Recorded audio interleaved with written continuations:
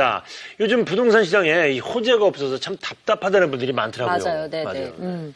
2020년까지 아파트 값은 변동이 크겠지만 뭐 네. 장기적으로 보면은 오른다고는 하잖아요. 맞아요. 네. 한국자산관리연구원 고종환 원장과 함께 네. 여러 가지 얘기 나눠보도록 하겠습니다. 어서 오십시오. 안녕하세요. 네, 뭐 안녕하십니까. 답답한 마음인데 네. 더군다나 이제 대통령 탄핵까지 결정이 되면서 네. 부동산 시장이 더 얼어붙는 게 아닌가 싶어요. 요즘 시장 동향 어떻습니까? 예, 그렇습니다. 네. 이제 꽁꽁 얼어붙었다라고 말할 수 있고요. 네. 한마디로 부동산 시장은 지금 숨고르기 장세가 전개되고 있다라고 네. 볼 수가 있죠. 이제 부동산 심리가 좀 악화되고 뭐 비수기니까 거래가 잘 안 되죠. 네. 강남 사고는 일제히 하락하고 있고 수도권의 분양 시장도 양극화 현상이 나타나고 있습니다. 네. 한마디로 이제 11.3 대책에다가 또 금리 인상, 최근에 또 주택담보대출 규제가 좀 강화되고 있잖아요. 금융위에서 뭐 정치 혼란 리스크 이런 것들이 한꺼번에 작용을 하면서 뭐 이러다가는 부동산 시장이 다시 얼어붙는 게 아닌가 하는 경착륙 우려도 나오고 있습니다. 예, 예. 신도시 분양 같은 경우는 좀 더 심각해 보이기도 하는데 뭐 위례 네. 신도시 같은 경우는 웃돈이 뭐 1억 이상 빠졌다고요. 네, 그렇죠. 뭐 네. 위례나 하남이나 동탄 이 신도시가 인기 지역이었잖아요. 네네. 그러니까 어쩌면 이거는 뭐 자연스러운 현상이죠. 왜냐하면 프리미엄이 웃돈이 많이 붙었었기 때문에 다시 이제 부동산이 하락하니까 많이 떨어지는 거 네네. 어쩌면 당연하고 자연스럽다. 그런데 이제 그 폭이 좀 문제인데 적게는 네, 1, 2천만 원에서 많게는 1억 원씩 떨어지고 또 거래가 잘 안 된다는 게 좀 문제가 있습니다. 아무래도 이런 현상은 내년 1월까지는 좀 지속될 것으로 보이고요. 네. 그리고 이제 2017년 봄 이사철이 좀 분수령이 될 것이다. 이때 시장의 방향이 향방을 가를 것으로 그렇게 예상이 됩니다. 예. 그래서 그런가요? 이제 내년 부동산 시장은 뭐 불확실성의 시대다 이렇게 얘기하시는 분들이 많던데 네. 원장님은 어떻게 보세요? 그렇죠. 정치도 그렇고 경제도 그렇고 모든 게 좀 불확실하죠. 맞아요. 이 불확실성은 사실은 불안감으로 또 연결이 되잖아요. 맞아요. 네, 그래서 10년 주기설과 이제 부동산 경기 순환 변동론에 따르면 사실은 경제나 부동산 그 자체 요인으로 보면 내년 정도, 1, 2년 정도 상승 추세는 유효한 것으로 보입니다. 네. 다만 앞서 말씀드린 대로 워낙 정치 리스크가 네. 이런 대내외적인 변수가 좀 크기 때문이고요.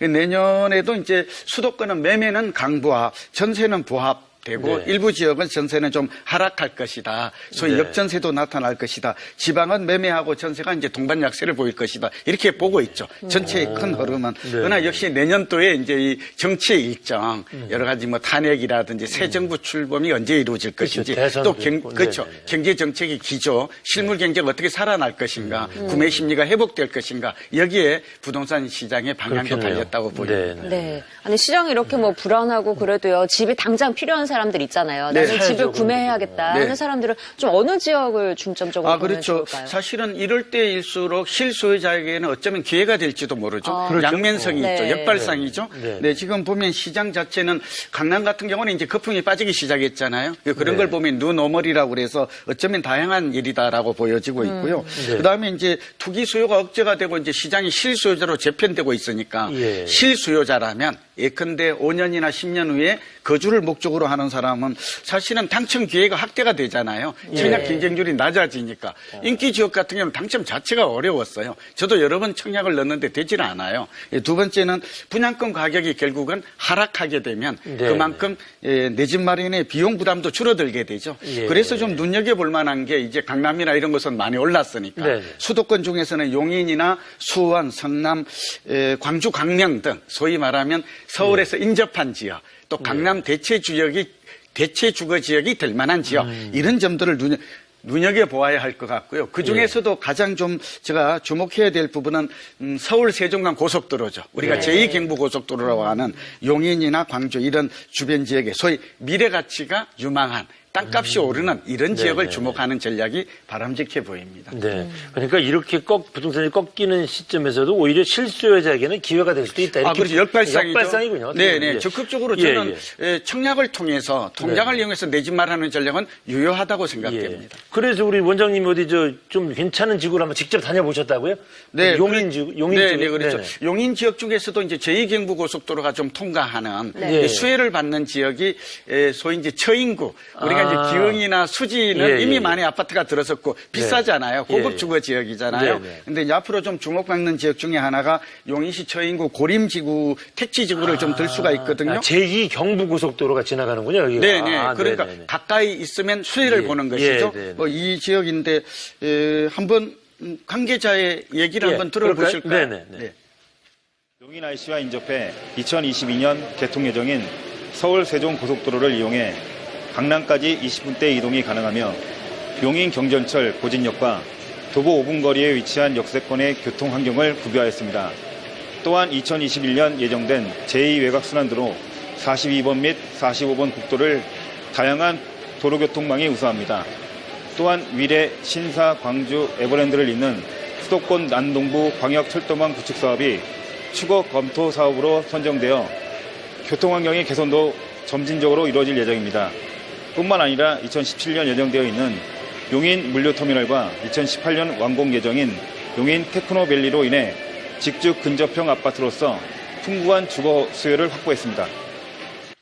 네. 이 고림지구가 또 용인 지역에서 최고의 교육 중심지가 될 거다 이런 얘기도 있더라고요. 네, 그렇죠. 우리가 이제 유망한, 그러니까 살기 좋은 아파트 조건이 네 가지잖아요. 네. 첫째는 교육, 교통, 그다음에 편익시설, 또 주변 환경 이런 네. 걸 꼽을 수 있죠. 근데 이 고림지구 같은 경우 좀 우리가 눈여겨보아야 될 부분이 이 교육 중심지로 앞으로 변모할 가능성이 큽니다. 네. 그 이유가 보니까 고림지구 단지 안에 보니까 이 고림고등학교가 이제 2016년 3월에 이미 개교를 했고요. 예. 잇따라서 이제 초등학교, 중학교, 유치원까지 이렇게 확정이 들어설 예정이죠. 예. 그러니까 그만큼 이 교육 환경이 좋아진다. 또 이웃에 보면 명지대학교와 용인대학교가 또 캠퍼스가 있습니다. 네. 그러니까 교육 기반 시설은 좀 잘 되어 있다라고 보여지고 아울러서 네. 여기에 뭐 공원이나 병원이나 생활 인프라도 좀 갖춰져 있기 때문에 내 집 마련한다면 그러니까 분양가가 저렴해야 되겠죠. 네, 예, 네, 수지와 기흥과 달라서 이 처인구 쪽은 덜 개발이 됐어요. 미개발지고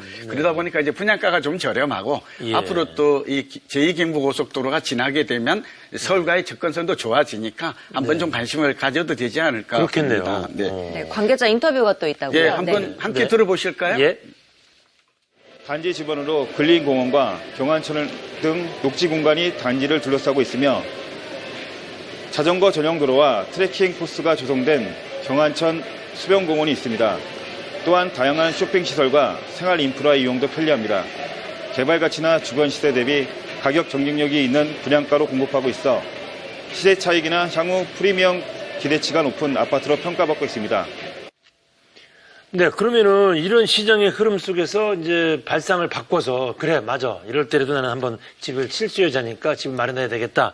이런 분들한테 이런 거 주의하세요라고 해주실 말씀이 있을 것 같아요. 네, 그렇죠. 뭐 투자 포인트가 될 수도 있고 네, 네. 또 관점을 바꾸면 주의할 점도 될 예, 수 예, 있죠. 네. 함께 설명을 드리죠. 네. 아무래도 지금 뭐 정치적인 혼란 리스크도 있지만 부동산 시장의 가장 리스크는 금리가 인상되고 있고 예. 미국이 금리를 또 내일 인상할 가능성이 예, 있다는 내일 거 아니에요? 새벽이죠. 또 네. 우리도 또 올릴 수도 있다. 예. 뭐 이런 얘기도 나오고 있고 그런데다가 지금 무엇보다도 금융위원회가 가계부채 때문에 주택담보대출 규제 DTI라고 아시죠? 네네네. 총부채 상환 비율 이런 것들을 원리금 상환을 한다든지 좀 강화하고 있어요. 예. 이런 것들을 감안하게 되면 이제 무리하게 많은 대출을 받아서 집을 사기는 좀 어려워졌죠. 네, 네. 그런 점을 하나 집값의 40% 이내에 어느 정도 자금이 마련된 이후에 내 집 마련에 나서는 게 좋겠다는 말씀을 드리고요. 두 번째는 이제 단기적인 시세 차익보다는 적어도 5년, 10년 후에 내 집 마련.